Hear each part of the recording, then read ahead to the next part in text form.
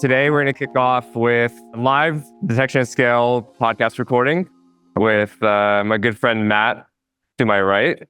So typically, the way the podcast is I bring on guests from various companies, people who've been in security for many years. And the whole point of the podcast is really to bring the expertise to the broader audience, and practitioners really get a lot of value out of that. So really happy to have you today, Matt. So I'm here with Matt Jezorek. That's how you say your last name, right? Yep, that's great. Perfect. Matt is Panther's new CISO, and Matt has a really amazing track record in security. He's spent over a decade working at companies like Dropbox and Amazon and various others, and really excited to have you back on the show because we have talked before on this podcast. So thanks again for making the time. My pleasure. It's been fun. I think it was episode 9. I don't know where you're at I think now. so. I'm at 56 now. Okay, so it's been a while. It's been a while, yeah. That was, you were one of the first. Do you want to just start with quick background, how you got into security and sort of your path to today in a brief sense? Sure, I'll try to do it as quickly as I can. I started in the 90s as a software developer before really security was a thing, but I didn't really want to build things. I wanted to build things to break them. So kind of all along spent time breaking stuff. Fast forward, did that for a long time, ended up in systems administration, all as well, did network administration, all just trying to break stuff, but also really there wasn't a security job I could get at the time.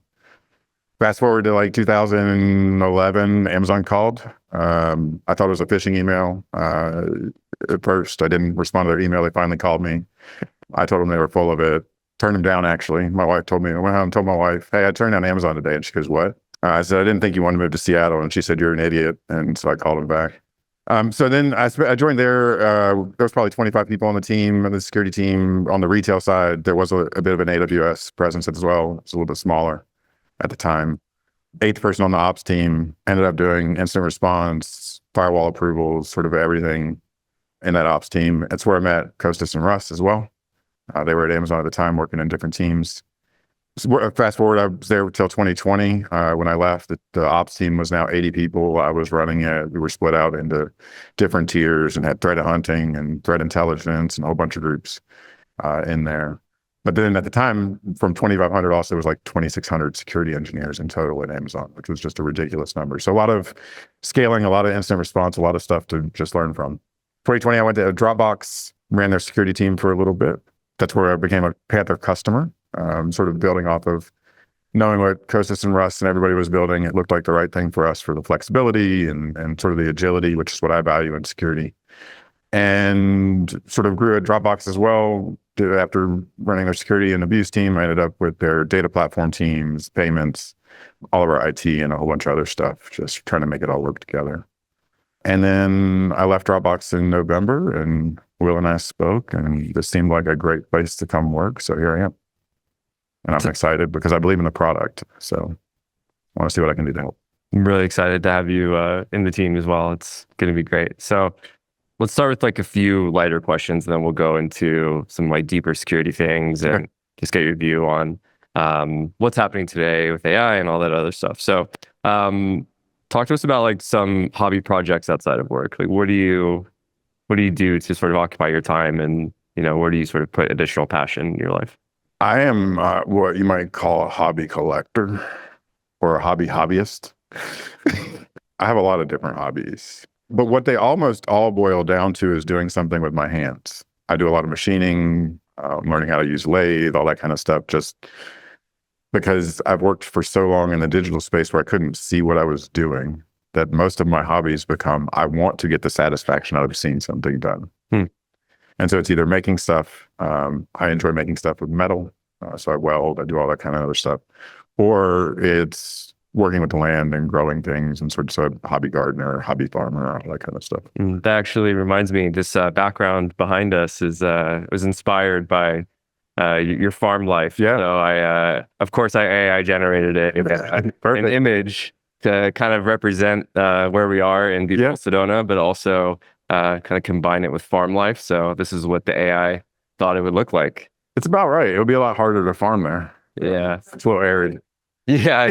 And I assume you don't have just like a farm shed as your home. So, no. But I'd probably be okay with that. Yeah. Simple is better, right? My wife and kids would. And you have some animals on the farm, right? Yeah, or we got chickens. We're bringing in pigs and sheep and stuff like that. And my wife has decided she wants 2 Highland cows. So I guess I'm getting 2 Highland cows for her. Self-sustainable, right? Sure. You can just live off the land. I mean, that would be nice. Eventually, after all the tech stuff is done, just be a farm. Well, I mean, I figure if you can live off your land, then you don't need money and I can retire sooner, right? I think that's how it works. Okay. Yeah. So, you've had a really amazing career and you've probably experienced a lot of challenge just sort of growing through various positions and dealing with various problems and probably at like massive scale, things like Amazon and Dropbox. So what are you most excited on diving into and solving now? Probably the same things. Like if you think about scale used to be something that only Amazon or somebody like that could do because they had to have the large infrastructure investments to have the footprint. Now smaller companies, 10 people companies can have massive scale, but they don't have the massive security budget. And so it's to me, it's like, how do we take the lessons of scale and apply it to places that are scaling, but maybe don't have the same scale of economy or same money to do it. So I think it's all the same problem, just getting harder. So I'm just interested in continuing to dive into like, how do we take the lessons of scale and apply them and move them to places that don't have it? Because I do think that one of the things that I was very privileged about was to be able to get a lot of those lessons at Amazon and work in that scale and understand, and Dropbox to really get a good handle on some of these things. But the problems, there are unique problems at scale, but most problems are not novel. And so a lot of people that have smaller scale have similar problems, and especially in the detection phase. So how can we take the learnings of scale and bring them into smaller places? What are the origins of the problems necessarily? Well, in the past, like for me, it all comes down to really the biggest problem that everybody has. Even the people at places that look to be very well funded are still probably struggling at a security poverty line. And so a lot of the problems still become down to, do I have enough people? Do I have enough resources? Can I actually get to the problems at scale that are really ahead of me? But a lot of those problems then come down to like, can I get through even the noise? How do I even get to the problem? And so a lot of time you're spending more time like answering, is this a problem or is this not a problem? Versus like, is this the problem that I need to pay attention to?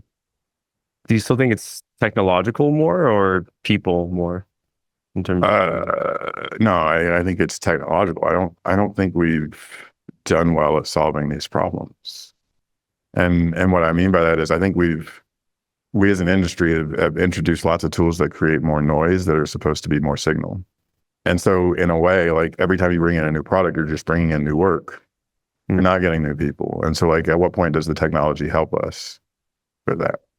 But I don't think it's necessarily people problem. A story, at one point in Amazon, we were looking at the number of alerts we were getting in the SOC. At one point, I had like 16 million alerts in a day.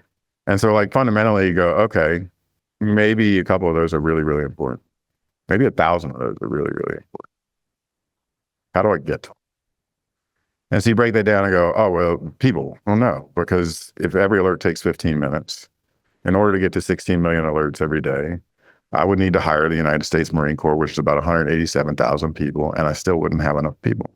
And so that's not a people problem, right? That's how we've either applied technology or something that we need to do in the technology to enable people to do what they do best, which is apply their human ingenuity to really get into the big problem. So I still think it's a tech problem and a problem that we need to solve.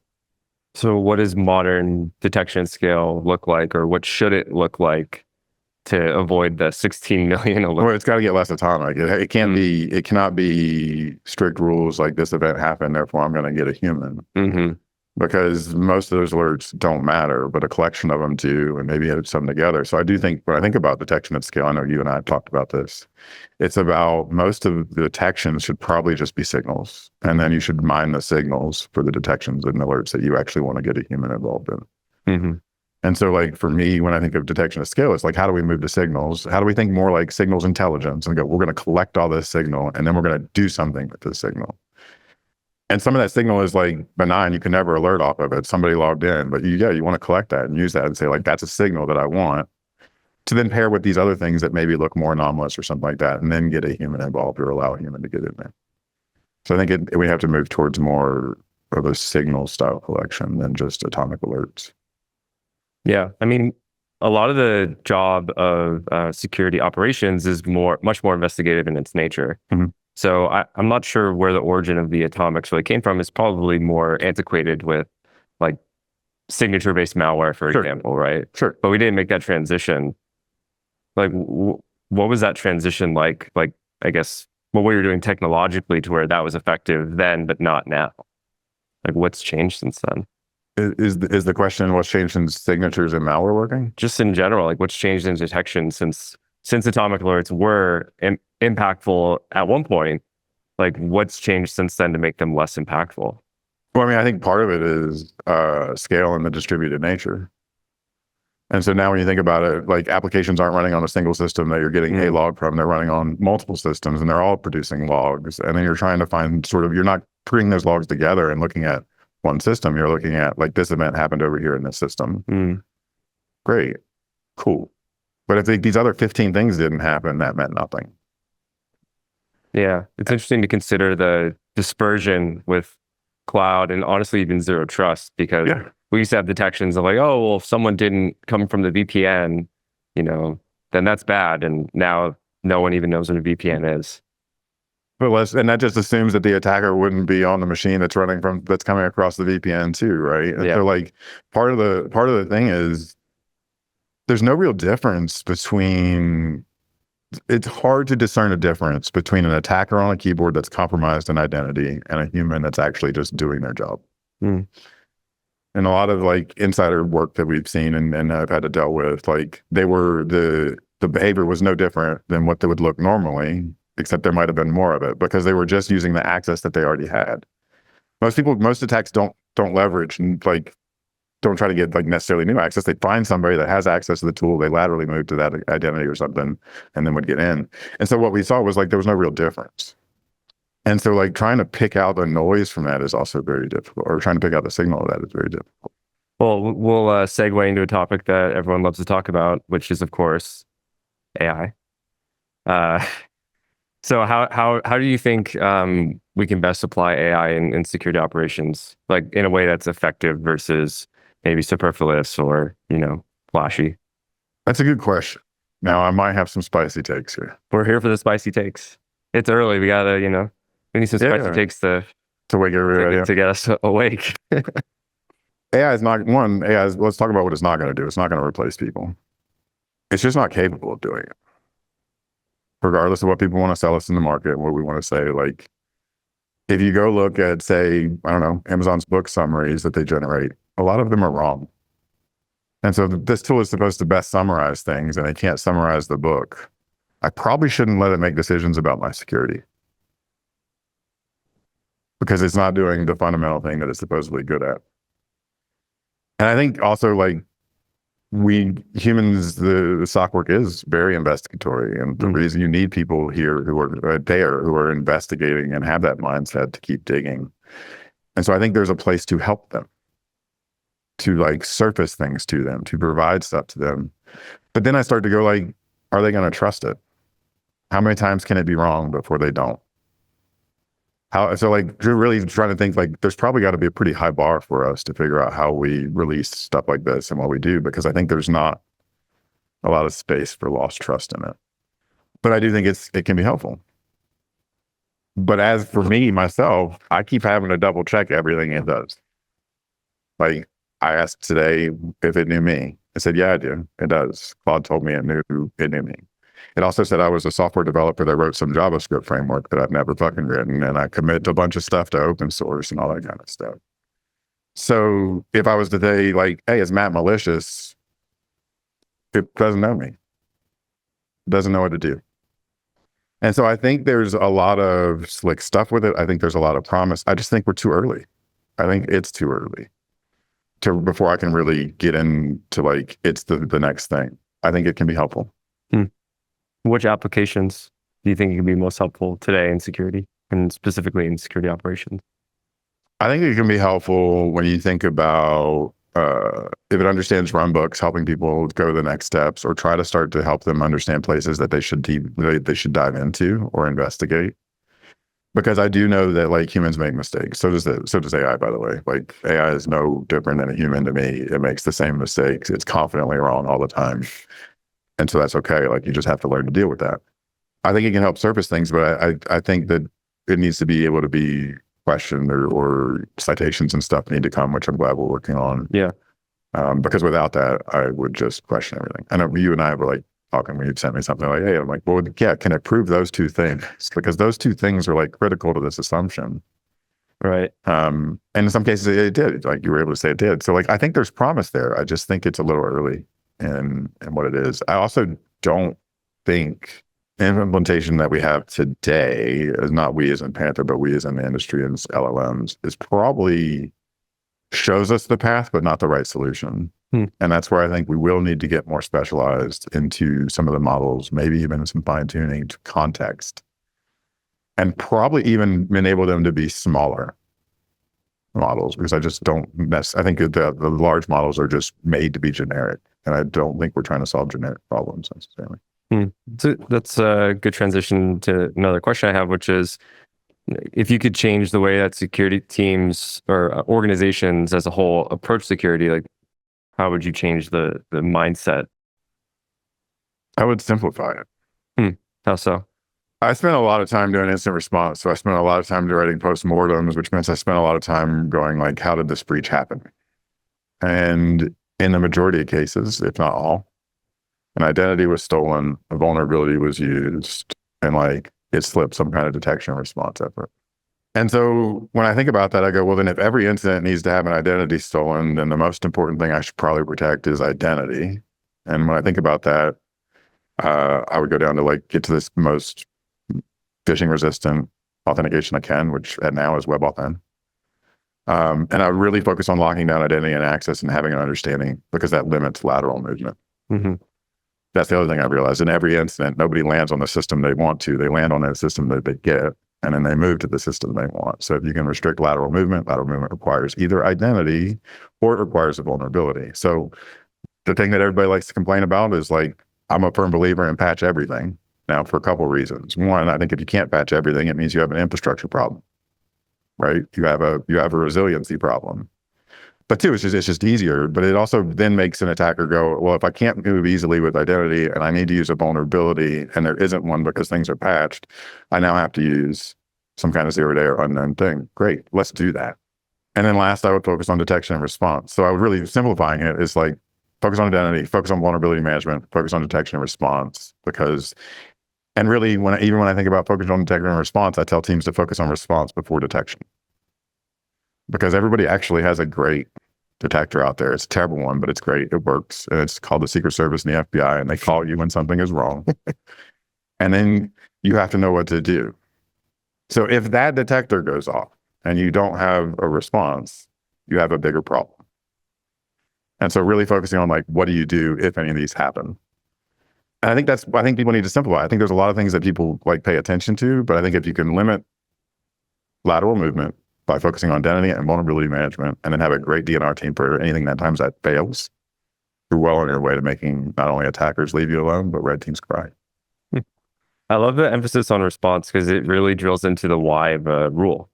Because if you don't really have the answer to the response in how that signal is used, how you actually stop whatever the attacker is doing, then it loses a lot of its value, which is a good thing. Like, it would allow us to simplify down to the essential rules we actually need and care about.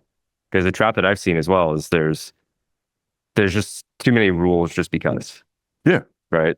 Like, oh, we should monitor that because it's relevant for security. It's like, yeah, but I don't need to get paged for it. Yeah. You know, that's going to be fine. I got 100% MITRE attack coverage, right? Yeah. And I got 3 Windows systems in here, but you got 55 Windows rules. What are you doing? Yeah.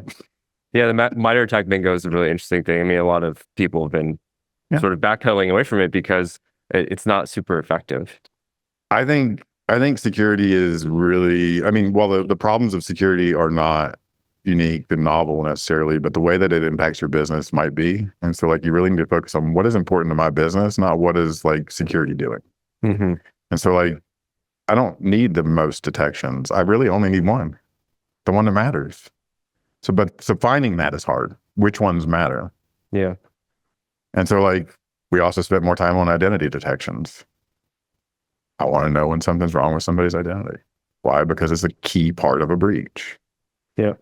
But you don't need a whole bunch of detections on like identity providers you aren't using, or for like maybe things that aren't as important. Like if some people have two Okta instances, one you can't really do anything in, another one you can. There's like the production one, and people are running detections in both. And you go, well, that's cool, but you're just making noise. Like if you can prove that nothing can happen from here, right? But I think the other problem is security teams are like, if something goes wrong, I get blamed. Therefore, I'm going to detect and try to stop everything. That's also a trap that you fall into because you just can't. Do you have a funny story about a time you deceived an attacker that you can share? That we deceived an attacker? Yeah, like a honeypot, or I've heard a lot of stories about people who have like total replications of their network, and they watch the attackers do everything, and then they cut them off. And this is always an interesting one, because if you want to know what attackers do, you have to watch attackers. But if you have to watch attackers and they're in your network, well, playing with fire. You're playing with fire. And this has always been the argument that's gone back for a long time, in many places, of like, how do you give people enough time to be in your network to learn without losing everything? And that's a really hard question, because you're also saying like, yeah, I trust that everything is going to work and these attackers can live in my network for a minute. I fundamentally just don't think most places have the time or money or effort to do that. And you should just evict. Now, that doesn't mean evict the moment you find somebody, because that also can be bad. You need to like fully understand the scope. But I've always advocated on getting them out unless I had enough information. Now, I think there's ways to get more information. And I think moving to signals and starting to understand signals, you can start to codify TTPs. You can start to codify TTPs, and you can start to make some assumptions around actors if you have enough data on it. With that, you can probably start to make some assumptions around like where their next steps are, how far they're away from success, things like that. But if you can understand motive, I still think you're playing with fire, but I think you're done. There's been several times where attackers have stayed longer than they should have, I think. Or reappeared because you didn't slow down enough to go like, what's the complete picture of this? Mm-hmm. I mean, in a lot of ways, this is why scale is so important, is to be able to identify attackers if they pop up anywhere else. Yeah. Hard to do. It is. The problem is attackers can change. So they can, a lot of the ways that people detect things is basically back to signature stuff and go like, oh, well, this attacker has this IOC. And they're coding an IOC being an IP, a hash, or a domain, all easy to change. Mm-hmm. You have to take the time to really understand what have they done, where are they at in this network, and how do I evict them once and for all? Otherwise, if they change, you don't really know, and you have to sort of wait until you see some other kind of impact. Scale makes this both harder and easier. I just advocate to know enough to get them out the first time and don't deal with them again. Because some attackers get pissed off when you get them out the first time and they have to come back. And it's also been a discussion that we've had to have multiple times, which is, do you know enough about the actor to evict them early? If you evict them early, what are they going to do? If it's a ransomware group and you evict part of them, they may just decide to pull the ransomware for what they can get. So there's just so many unknowns in response that that's where I do think we can start to help people more with some of the AI stuff of just suggestions of like, okay, like these are some of the things you might want to think about. Mm-hmm. Because I learned those things through discussions that aren't happening really as much anymore, or they're like, whether it be, or aren't happening at the same places. So like those lessons have to be codified somehow. Yeah. I mean, security is a very high stress job in general. So what keeps you excited about working in security? Yeah, it's high stress at times, but it's also puzzles. So puzzles makes my ADHD brain tickle. I get to go and be like, yeah, well, this is a fun puzzle. Let's go solve this puzzle. What happened? Pull it apart, dig into it. It allows me to like not eat, not drink, not sleep, just sort of work for a while, which is fun. It's terrible for your health, so don't do it. But it has powered many nights. And then spite is like, I take it personal that like I'm defending this network or doing this, and like they did something that has offended me now. And they are now my enemy. It's that like, and I took that personally meme. Yeah, and I took it personally. Because I kind of did take it personally. But really, a lot of it comes down to just the puzzles that it creates and the challenges that you get to solve. And it's even if it's almost always different in some way. And I think that just makes I like that. Like all the other like when I was doing development, I felt like I was developing the same thing over and over. I was solving the same problem the same way in a different place. When I was building networks, I felt like I was doing the same thing over and over. I don't ever feel like I'm doing the same thing over and over in security, even if I'm actually doing the same thing over and over. Because It's somewhat different. Business context applies, different attackers, just different policies. Like you have some places that are more open than others. And so like it's never, even if it's doing the same thing, it's not the same thing. So like the puzzles are always different. And then security is also a human problem. A lot of security isn't technical. It's like getting the support for security. And so like that's a human problem. And every human is different. And so getting to interact with and trying to solve these problems with different humans is just another puzzle. Operating in high stress environments is also a necessary requirement for being in a startup. Mhm. So when you think about the either self-resiliency or leadership learnings that came from working in security, like what type of advice would you share for the room, operating in a startup environment? This is hard for me to answer. And I'll tell you why it's hard for me to answer. I don't find either of them to be stressful. I know people say security is stressful. I don't find it stressful. I know people say but everybody's a product of their environment. That's another reason why I like to hear what everybody thinks, is everybody is a product of their environment.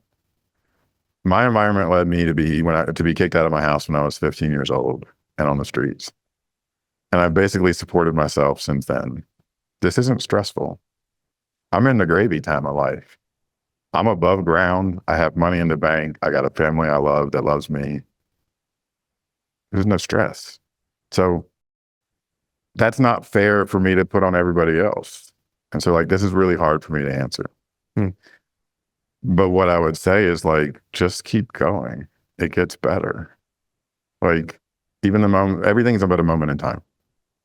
You're stressful now, that's fine. Look at the broader thing. It's a moment in time. You're going to finish today. You're going to go back to your family. Let it go there. Not on them, please. Just allow your stress to go. But find a way to realize that it's just a moment in time. You're not dead. Probably not going to right away. Probably not going to lose your house this moment. You're probably not going to not be able to feed yourself or the family right now. So just realize that it's just a moment in time. And that's probably how I've gotten why it's not stressful. I just go, oh, that's just today. There's a whole life. And if we stretch that out even farther and go on geological terms, shit, we're just a blip. Philosophical at 9:34 a.m. That's my type of fireside chat, to be honest. Yeah, I mean, but to me, so like, to me, I don't find this stressful, so it's very hard for me to answer that question. What's one thing everyone should be doing security-wise, like personally, not business-related, to protect their own world, their identity, anything? Put a padlock on your mailbox. Oh no, I don't do that, but I might. Or you can buy a mailbox that has a lock. Get a mailbox with a lock. Use Signal and lock a credit report. All right, I got 1 out of 3. I'm only saying that because I'm dealing with that personally right now. So the credit thing? No, like somebody's been stealing my mail, and then I found all kinds of new ways. That it's fun for me. You're out in like 50 acres. Well, so hold on. I got a property in Seattle, and they're stealing it from the Seattle place. That was my primary residence and I haven't moved everything. And so like, I found some new interesting ways that they attack people. The most recent, like I didn't know this, but I was flying home from an event from Dropbox, got a call or got a text that like, hey, your replacement card's on the way. And I'm like, what fucking replacement card? I didn't ask for a replacement card.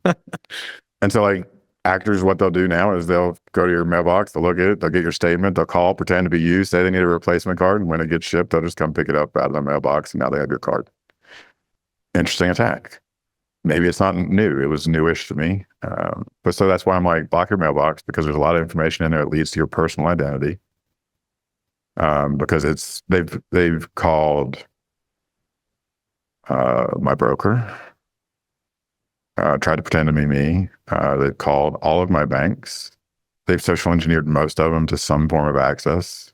So I've just been dealing with this for a little bit. So that's why I say the 3 things that you can do is use Signal, lock a fucking mail, and lock a credit.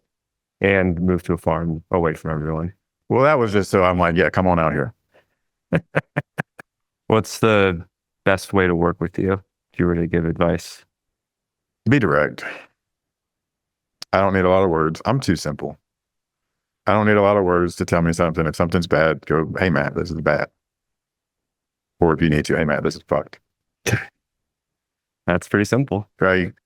Or because words are interesting and like, I just want them simple. I just want to get down to what I can do. So the easiest thing to do is just be direct with me. Be what you either want, need, tell me that I'm doing bad, feedback, whatever. Just be simple with me. I will be direct. I will apologize in advance too. Sometimes I also forget the like, hi, good morning, all that kind of stuff. And I jump straight into my question. Probably because to me, I'm not thinking about that. So I apologize. I will normally come back and you'll see this from me quite often. I'll send a question. I'll go, oh, by the way, good morning. I'm so sorry. Because I'm just generally moving fast and I'm just going along and I have this question and I know that you have it. And so like, I'm sorry if I missed the small talk. It's hard for me. So if I do, I apologize. My question may seem direct. It's not focused at anybody. I'm just curious. So really what you talked about, asked about what's powered my cyber like passion for security and stuff. It's really just been this constant question of why, which really even goes back to like when I was a kid and what got me put out on the street was why. And so I'm very curious. I ask a lot of direct questions, but it's not intentional. And it's really just, I like to get through and I don't like to waste time. I appreciate that. All right, Matt, the final question. What's a piece of advice that you would give in general? Doesn't have to be security focused. Stay curious. Ask why. And if you want a book recommendation, Simon Sinek, Start With Why. Another good book. Why is probably the most important question you can ever ask anything. Why? It's a good question. Partially because you get to understand the underlying meanings of what that person or what the intent is that they want. What are you trying to achieve? Why it's valuable. Why now? And so it's just, I think it's the question that you can always ask. And whenever you're stumped, you can always ask, but why? And then you're no longer stumped and they are. Awesome. Why is, just keep being curious. Stay curious. Nothing got solved by somebody who wasn't curious.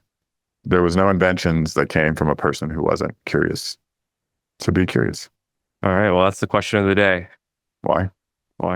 Thank you so much. This was great. Really love getting into your background and just understanding more of who you are. And I hope everyone got a great first impression of Matt. So thanks to you again. Awesome. Thank you. It was fun.